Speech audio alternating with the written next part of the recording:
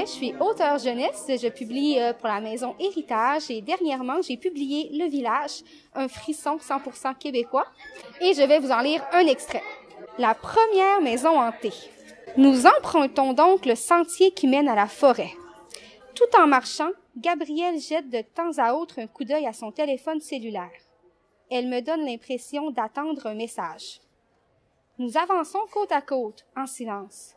Les oiseaux gazouillent dans les arbres et les cailloux crissent sous nos pas.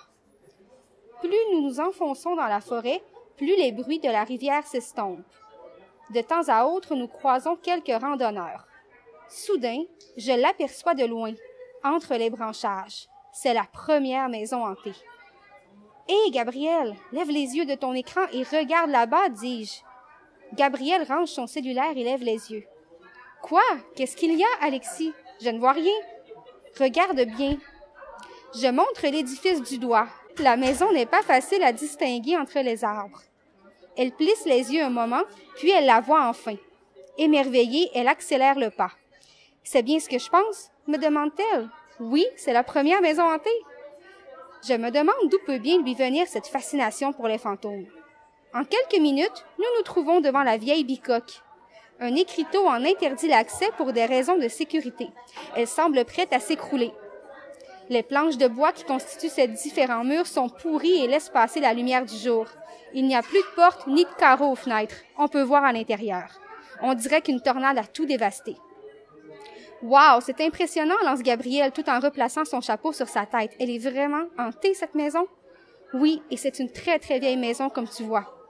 Il y a plusieurs maisons comme celle-ci dans le village, et tu sais quoi? On dit qu'elles sont toutes hantées. » Gabrielle regarde à gauche puis à droite, et constatant qu'aucun autre randonneur ne se trouve dans les parages, elle ose faire quelques pas en direction de la maison. Elle va même jusqu'à dépasser l'écriteau.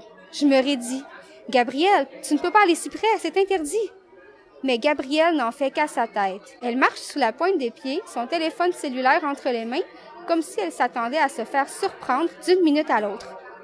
« Donne-moi un instant, je veux simplement la voir de plus près, » murmure-t-elle.